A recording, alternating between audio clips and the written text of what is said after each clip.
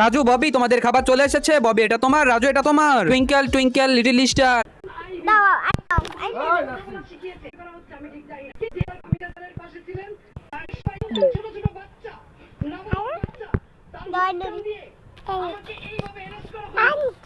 আমি আছি।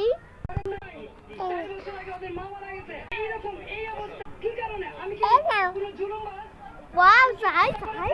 আমি কি চাঁদাবাজি করেছি? আমি কি নারায়ণের সঙ্গে এমন কোন রেকর্ড আমার আছে যে আমি কোনোদিন কোনো বিরোধীদেরকে আঘাত করেছি? তাহলে কিসের জন্য